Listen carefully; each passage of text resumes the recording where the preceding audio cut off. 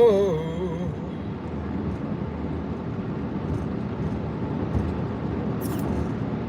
Well, guys, it's been a very long day. I'm going on maybe 4 hours of sleep. I've been working really hard on a raised bed lavender garden over the last week especially, and I'm on the home stretch. I've planted probably 30 lavender plants. I got about 13, 20, I don't know, 25 more to go, give or take. A lot of them are little babies, but it's looking nice. Instead of getting that cheap raised bed stuff that you can find nowadays, like the metal and stuff like that, or making it out of wood, I'm making raised beds, lining it with rocks. It looks pretty good, and it looks like just more professional, like more purposeful, more permanent. You know, it's a bit of work. I gotta collect the rocks, I gotta stack the rocks, you know, I gotta pile the dirt up to get the raised bed effect. Gotta mend the soil in the raised bed for the lavender. Like, it's a bit of work, but it's looking really good, and for the effort I'm putting in, like, number one, it's really good exercise, so I'm enjoying, you know, lifting heavy rocks and stacking. It's fun, but my hands have not been wearing gloves, so I feel like my hands are kind of, they feel like they've been, like, sandpapered, to say the least. One of the bad things during this raised bed making, I jammed my pinky into the soil, and it's still kind of swollen and painful over the last week. But, you know, a price must be paid for success, you know, so anyway, just working hard. Hope everybody's doing good out in YouTube land. I am doing tremendous. I have a pretty good job, and I'm still making things happen on the farm, and I'm finding time to make a couple of videos here and there for my YouTube channel, but I'm stretched pretty thin, honestly. But I guess I just have to dig really deep. I gotta dig deep to make all my dreams come true.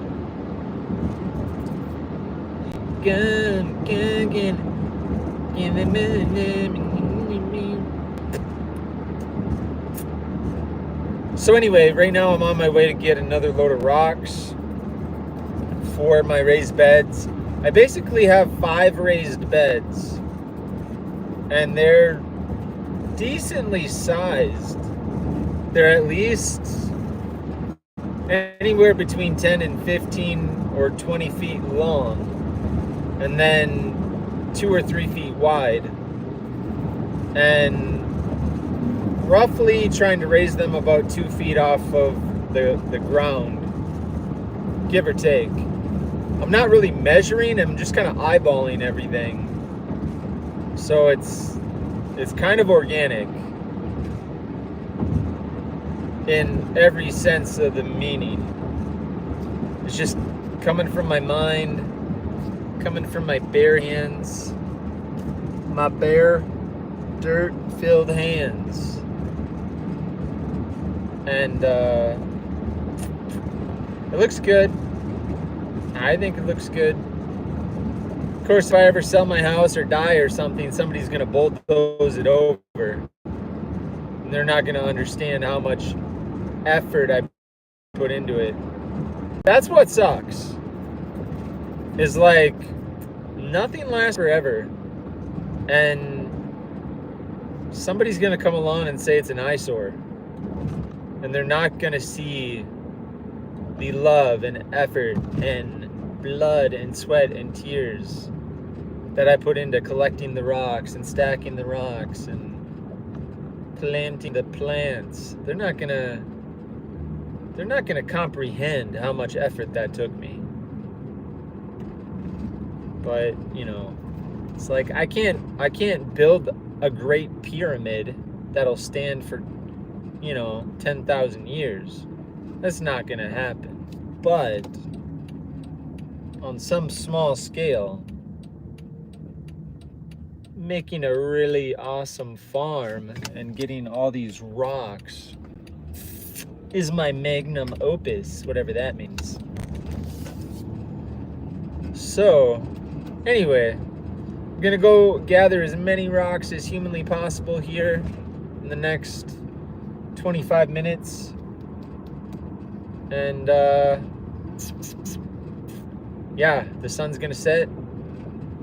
I'm gonna go home and stack up the rocks nice and neat. And that'll be that. Yes, sirree, Bob. Whew. I will admit I am extremely tired.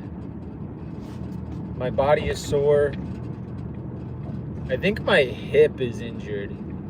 Or I'm having a heart attack in my hip area. I don't know if that's possible. But I feel like a little pain. Like really small. It's very dull. It's barely there. But there's like a weird feeling. I guess that just means I'm getting older. I mean, I'm only 40, which is old. Never thought I'd turn 40. But now I have to pretend like that's not old, because I don't feel old. But it is definitely old. Holy cow. But then there's people who are 60 and 70 who feel young, so, whatever. As long as I can collect my rocks, that's all that matters. Not cool.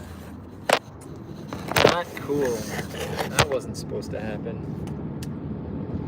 You weren't supposed to fall down, guys. You gotta stay still. Alright. There's some really beautiful sunset stuff happening.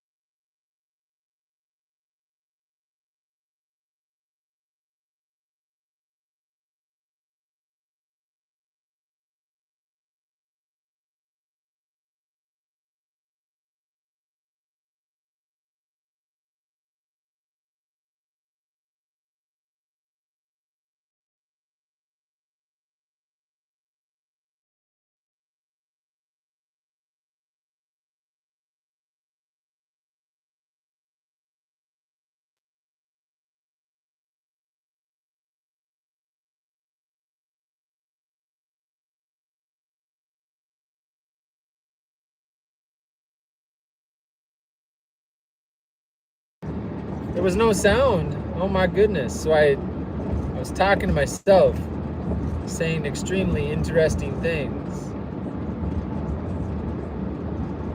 I was just talking about like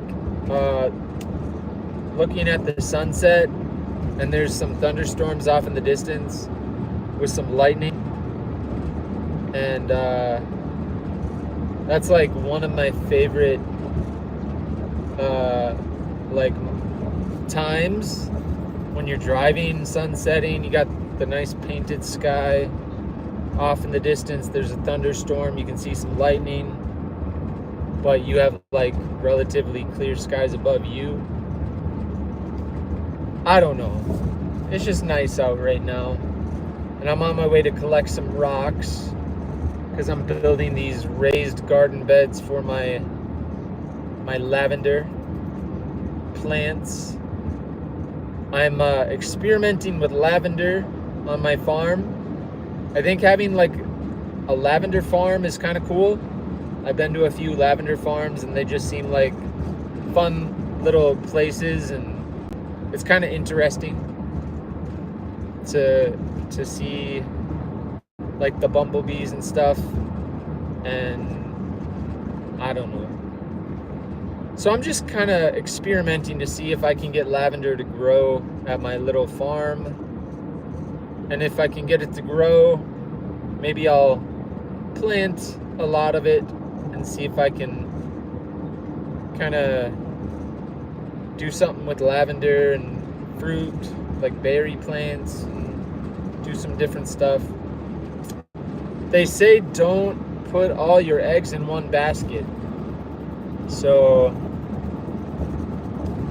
I haven't figured out how to make money on my little farm yet, but you know, if I can grow fruit and vegetables and flowers,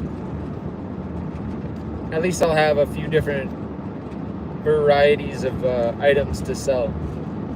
So I'm trying to create raised beds because lavender doesn't like wet feet.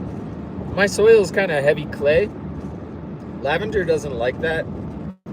So I'm like creating raised beds, throwing in some gravel and some sand, some compost, peat moss, mixing that up, and then planting some established lavender plants.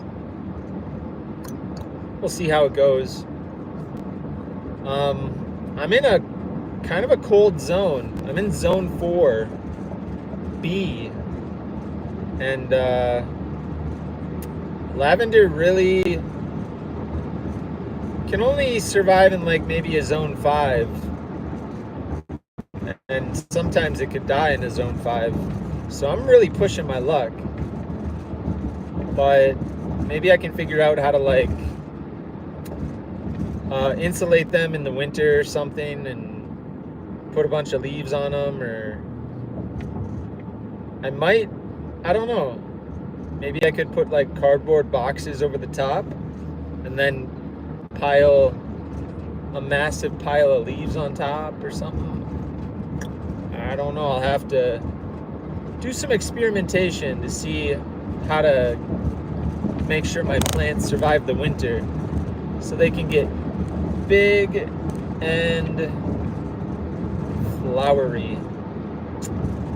But anyway, I'm almost to my my rock finding location.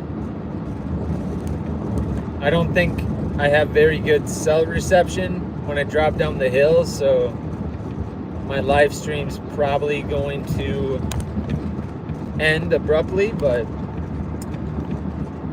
I go live sometimes just to hang out with people, and when I'm driving I can't really answer a lot of comments or whatever, obviously, because I'm focused on driving, but whenever I stop I usually read the comments and stuff. But anyway, holy cow, that looks like a freaking tornado maker over there.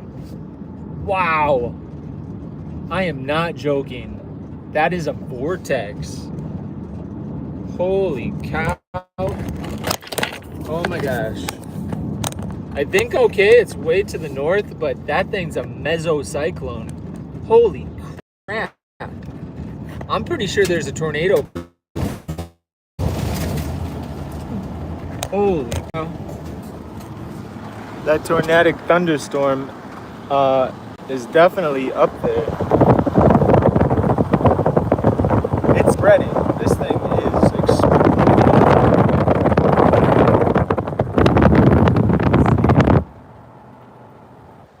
Look how there it is. That right there. That is absolutely a spinner. Right there, guys. Holy crap. I guarantee a tornado could drop right there where it's dark, right in the center of the screen. Wow. Incredible. Oh, wow.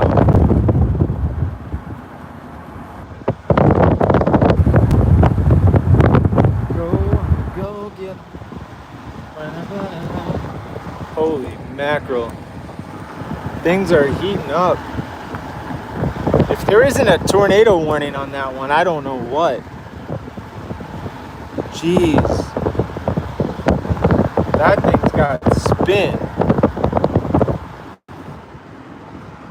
That thing's got some spin, no doubt.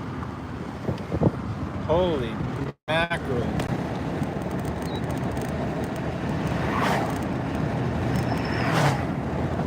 Woo!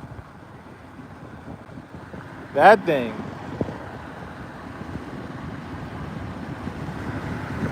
Jeez.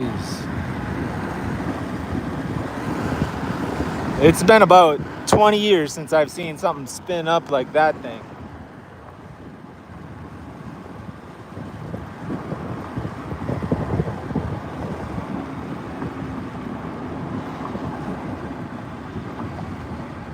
Hey, if you're just joining me, I got my eyes on a tornado.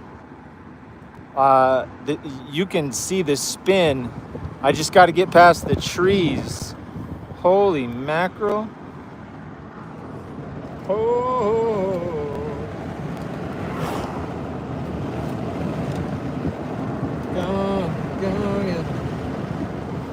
Here we go. Let's see if we can see that.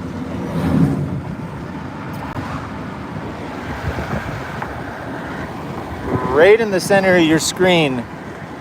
That bad boy definitely has a tornadic element to it. We're gonna be riding the ridge here, watching that thing. But if a funnel drops, I am not surprised. Did not think this live stream would turn into an action movie, but holy mackerel.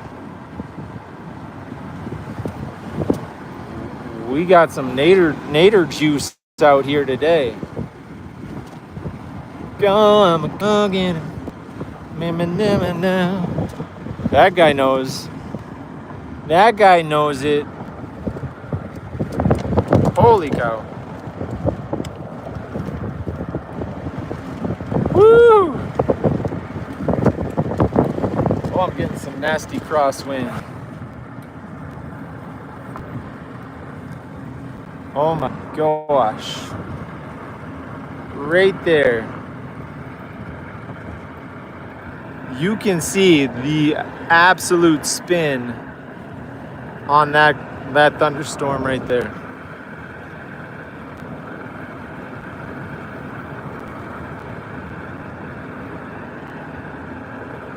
Oh my gosh, there could be like 3 twisters popping out.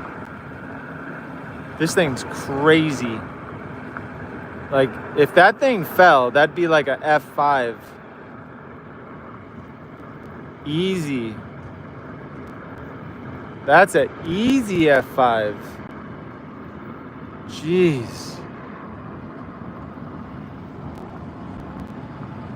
Oh my gosh. Incredible.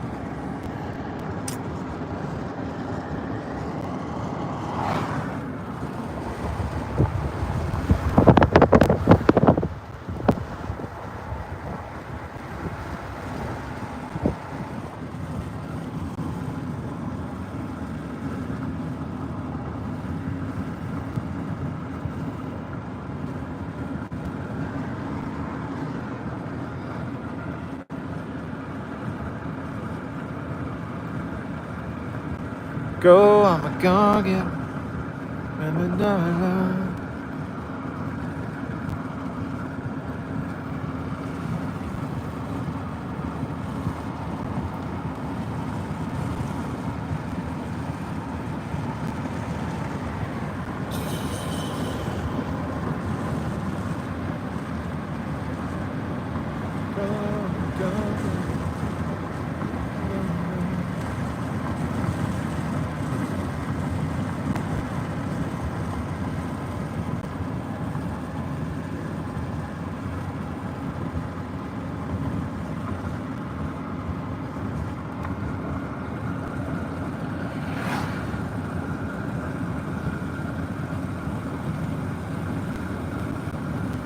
Say that I'm a heartbreaker.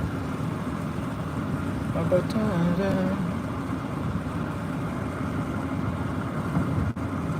Go, go.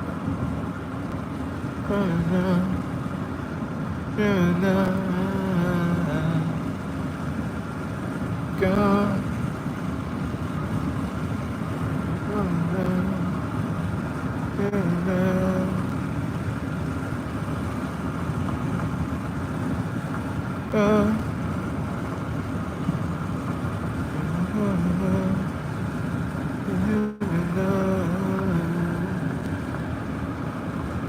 Go, I'ma go get 'em.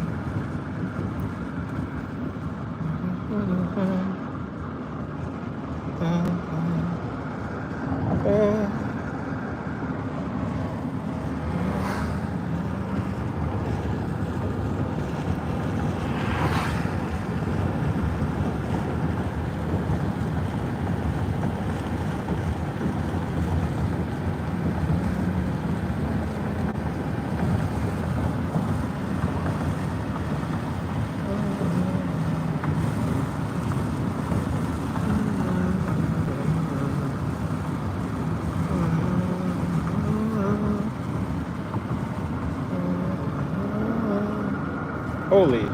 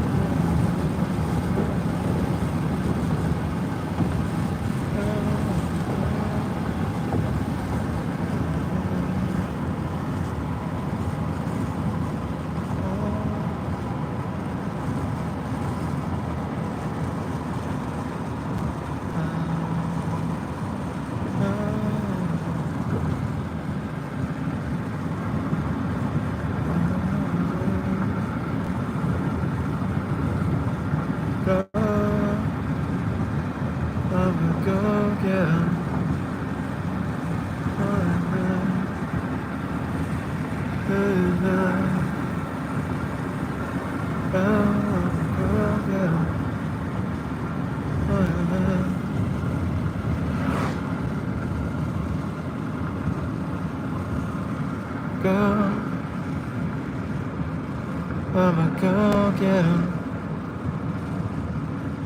I'ma go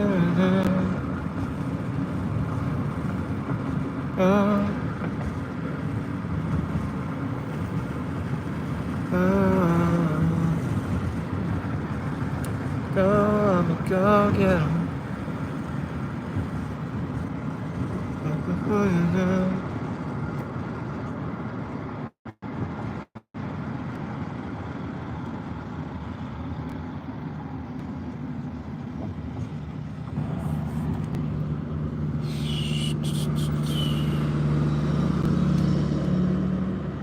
Go.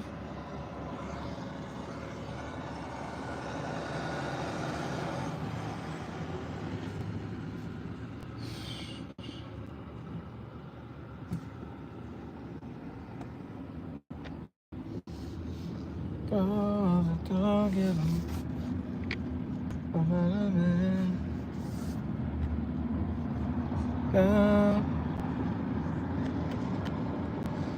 Well, I didn't see a tornado pop down from that, but it was definitely looking like it for a while. Doesn't mean one won't pop out, but hopefully it doesn't. Whoever's directly below that thing, for their sake. All right.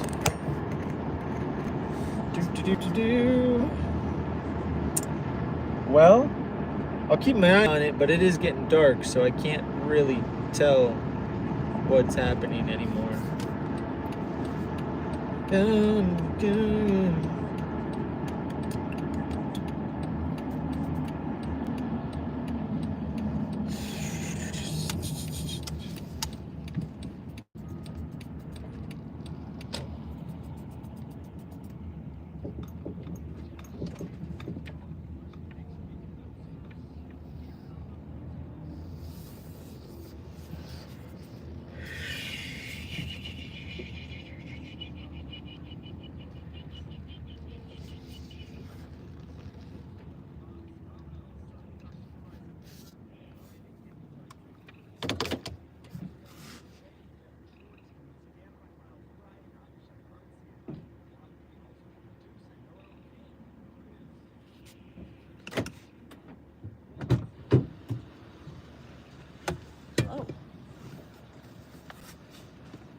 Is there a tornado or something?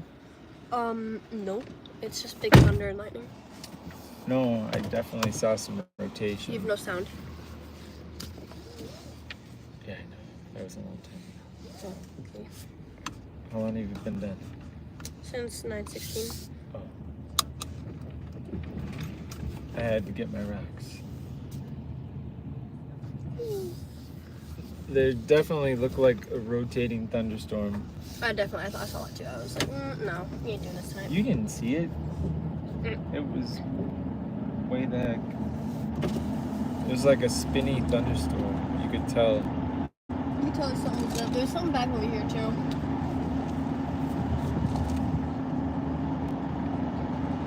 The one I'm talking about's up north. Oh. And it definitely looks like Tornado. like a tornado could drop out of it. Gotta keep eyes on it.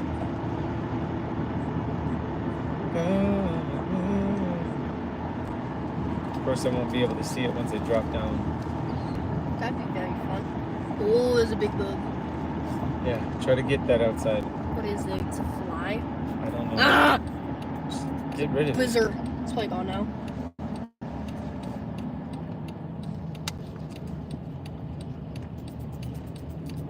I'm pretty sure that thing's tornadic though. And now that it's dark, it's like really dangerous. I know. Because nobody can see it. But Ryan Hall would be like, there's rotation. Rotation in clouds. Holy mackerel. I like thunderstorms where it's just heat thunder. Not actual rain. I mean, rain though is nice too. They're 60.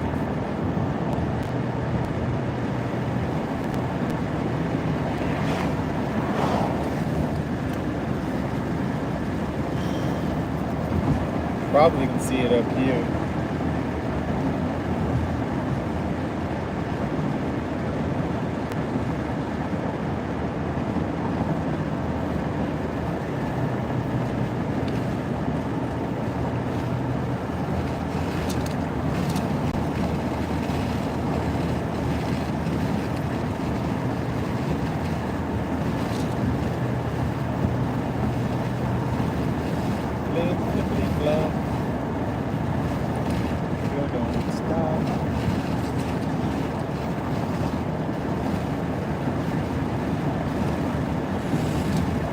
It was that What? low-hanging cloud right there. Oh yeah, no, I saw that at the DG. You can see it at the DG. But it looks different now. Yeah. But before, there was definite, like the whole thing Funnel. looked like a rotation. Worlds. Like pancakes that were rotating. Spinning chips. You should roll up your side of the car though. Big lightning. Can you Is roll it- up your window, please? Because it's way too windy from the south.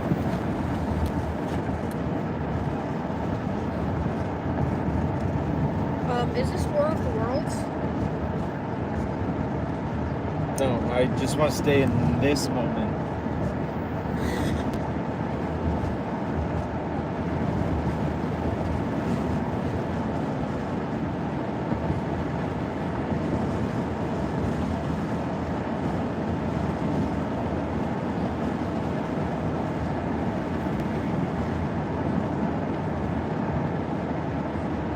Guess what? I did the right thing today at work. What's that? So I don't know who dropped it. Just like as I was cleaning up after we closed, I noticed that somebody dropped a $1 bill. And I Okay. brought it up to my associate who's working with me, that girl Lana. And she told me to just pocket it. So I put it in my pocket, but then when she wasn't looking, I put it in the donation fund. Oh, The St. Jude's. fancy.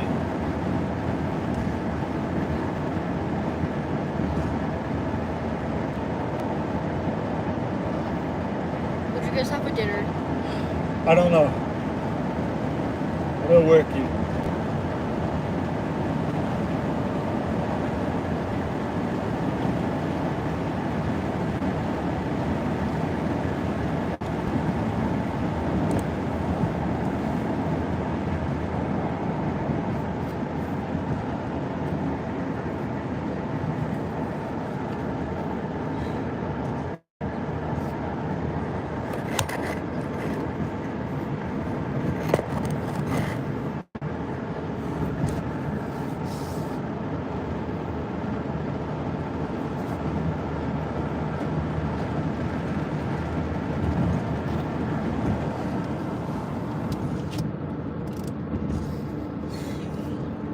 The family man, he bellows.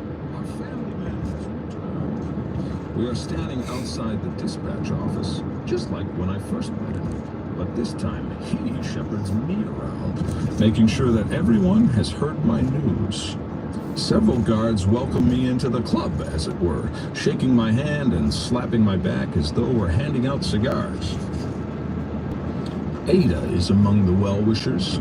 My former mentor is one of these princely people who ask constantly after one's family and listen to the report with genuine interest. Squeezing my arm and taking me for a walk, she badly wants to know how my parents felt laying eyes on their first grandchild. And look here, she says as we pull up to a newly acquired painting. Have you ever seen anything so hideous? At 10 a.m., we open the doors to the public, and I remember what these familiar faces look like. Few are literally familiar, but I recognize their expressions of awe, bewilderment, and annoyance if they can't locate a bathroom. But the museum does have regulars, and over the course of the day, I see my fair share. There's Kenji, a young man with developmental differences, who asks the guards which trains we're riding home and alerts us to any service advisories, which is very useful. There's the old man, who every day wears a green blazer like Arnold Palmer and gives long-winded advice to any college kid he can waylay. There's the fellow who looks at pictures with an ivory-handled magnifying glass and dresses a bit like a silent movie star, a long coat hanging on his shoulders. I regret not knowing his name, but we call each other Sir. And there's Dwight, who is sure to walk the entirety of the museum with his distinctive, slow stride, saying hello to every guard he sees exactly once per day. If he sees you a second time, you get nothing. I've seldom been able to coax more than 2 words out of Dwight, who is usually busy writing or drawing on small scraps of paper. But today, he says, "Haven't seen you in a while," and walks on without waiting for a reply. As I settle into the day, I'm reminded of the hilarious abundance of time I have.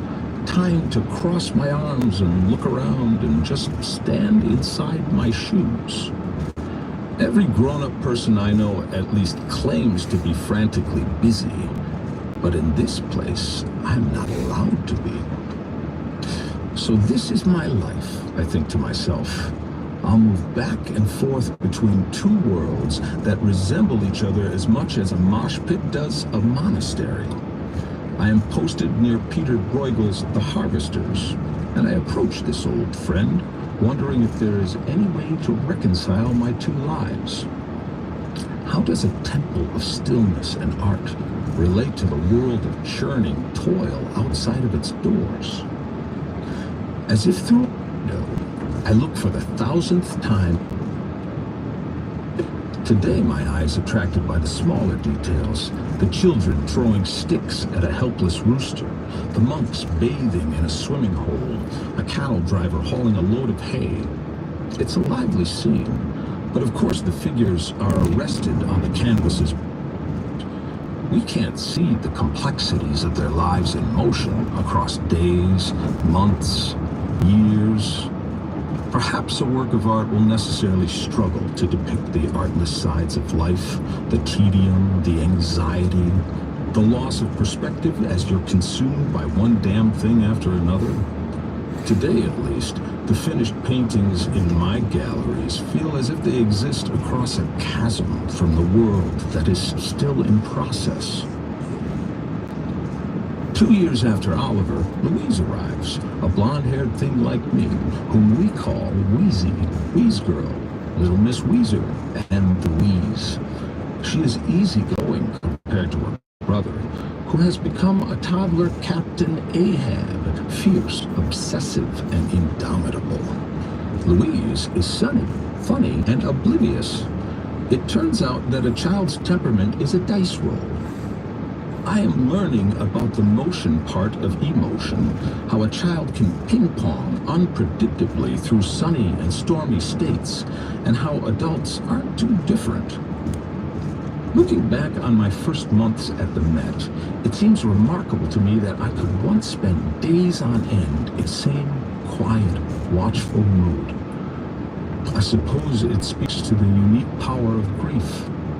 Now my days consist of so much push and pull, it's hard to imagine living in such a focused way. I don't have a simple purpose anymore, as I did when I came to the museum. Instead, I have a life to lead. In the spring of 2016, Louise is just beginning to walk, and the Met is taking the first steps of a brand new venture. The Whitney Museum's move downtown has left its former building vacant, and the Met has signed a lease to use it as a satellite site. In other words, when we check into dispatch in the morning, Bob now has the option of sending us right out of the building, over to Madison Avenue and down to 75th Street, where the Met Breuer is announcing itself to puzzled passers-by. Marcel Breuer was the architect of the landmark mid-century building. It's a quaint workplace by our standards. The whole of it can be handled by a couple dozen guards, with a clean-lined, modern aesthetic, unlike the comfortable fustiness we are used to. The public, too, is not used to a Met that looks or feels like this, so there's a curious, tentative atmosphere in the galleries, everybody both in and out of uniform, trying to figure this thing out. Reading the newspaper one morning, I see that the New York Times has panned the Breuer's inaugural exhibition, Unfinished, a high-concept show exploring art that was